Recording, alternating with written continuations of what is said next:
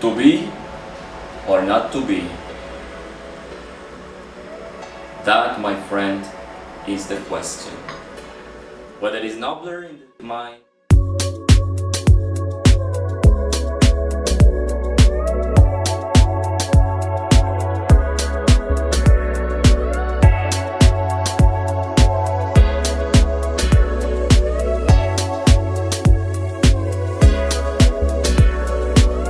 Hello everyone, how's it going? Welcome to Top Notch English with Mr. Potes. In today's episode we are studying the verb to be. So this is the first part of a series of videos where we are going to study the verb to be deeply. The most common forms of the verb to be are am, is, and are. But there are some other forms that you may not be related with, and they are was, were, been, and being. And also the word be, because as you know, the verb to be in its infinitive form is just like that, be. So in this first video we're going to focus on the three most common forms of the verb to be, when we use them and how we use them, okay? So is, are, and am, as you know, mean, ser, or estar, as well as the other possible forms of the verb to be. But these three forms are very common and they are used with some specific topics. So the first one is descriptions. They can be abstract descriptions such as feelings, and descriptions that are related to the character or the personality. And also we use the verb to be when we want to talk about physical descriptions, and also for personal information, for occupations, as well as countries and nationalities, okay? So in the abstract descriptions we have feelings, for example, happy, sad, cool, tired, scared, angry, bored, okay? And we also have in abstract descriptions when we refer to the character of a person or the personality. For example, when somebody is generous, when somebody is outgoing or honest, silly, confident, tiring, boring, rude, polite, etc. So as you can see, those descriptions are not referring to something that you can see like apparently just on first sight of a person, but you need to know the essence of the person. So in these cases we use the verb to be to describe those characteristics. Those are adjectives, okay? So if a person is generous, I say, for example, Maria is generous. In that case I use the conjugation is, because Maria, as you know, is a singular person. With singulars that are different than me and you, we use is, okay? For singulars that are me, for example I, we don't say I is, but we have to conjugate it like I am. So actually am is only conjugated with I, okay? There is no other possibility for am.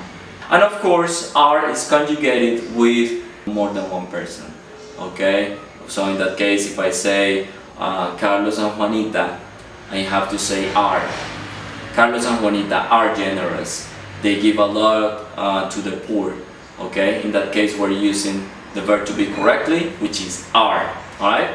Alright, so in the physical descriptions we have, well, these are the most common ones: chubby, fat, slim, heavy, strong, tall, among others.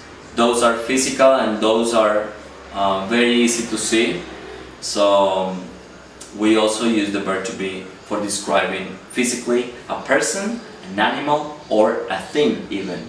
So for example, if my best friend invites me to her house, I can give descriptions to that house, okay? If I don't like the house, I can say the house is ugly, okay? In that case, I'm giving a physical description because I'm describing something that I'm seeing, right? It's not abstract, like a feeling or something that is related to a personality, but it's something I can see. So I say the house is ugly. in that case is, because we're talking about something that is singular and that is different than me and you. Just have this in mind. If it is a singular thing, or a person, or an animal, and is different than I and you, then it is third singular person. Then we have to use the verb to be is. Alright? If I'm describing my house, I'm also talking about something that is singular and is not I and is not you. So my house is huge, for example, big. My house is white and black, for example. Again, I'm giving physical descriptions. If I say my friend is scary, in that case, scary can be related to both the character of my friend, or can be related as the way she or he looks like. If the person has a knife, a big knife, or a gun, a shotgun or something, then that person is scary. But a person can apparently look fine and cute, but the way that person yells at other people, or the way that person behaves, produces fear, so that person is scary, and that's related to the character, right? So that's the way we use the verb to be to describe things that are both abstract and also physical things. When we are asking about the way a person looks like, this is something tricky. There are two kinds of questions when we want to ask about the way a person looks like and the way a person is, alright, in terms of their personality. So if I want to ask about the physical appearance, I have to say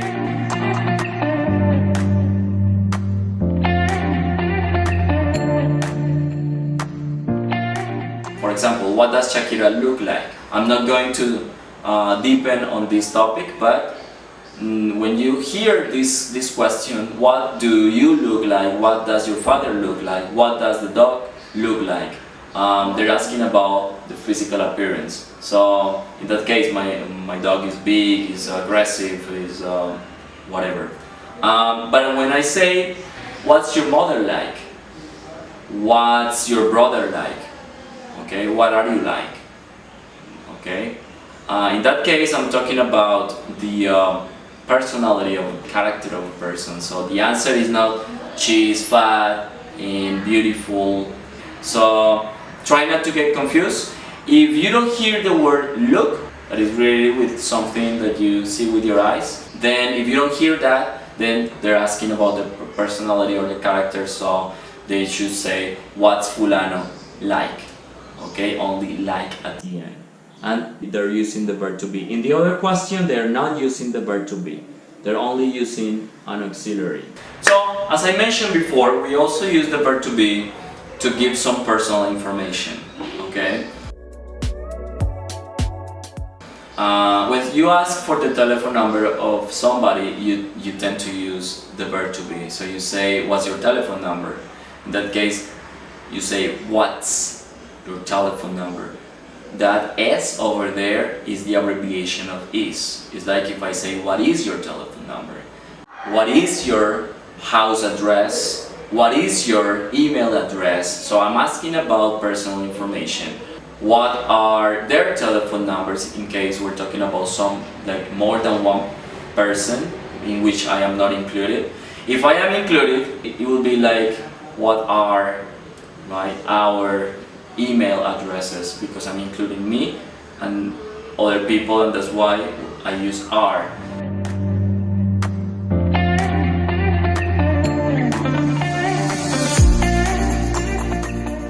And the last use of the verb to be is occupations and countries and nationalities.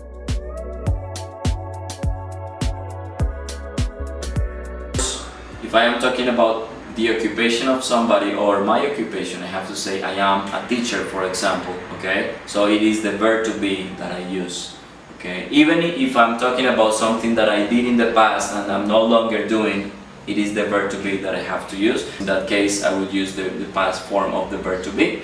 So what you need to know about this is very simple, is you have to use the verb to be in the same way we used it for describing people. Alright? So I am a teacher, she is a lawyer, they are architects, for example. The same rule applies here. If I am using I, so the conjugation is am. If I am talking about an isolated person that is not me and you, then of course is. Remember then that you can be singular or plural. I can say you are my student, okay? Or I can say you are my students. In that case, in Spanish it will be ustedes, alright? And the same applies for countries' nationalities.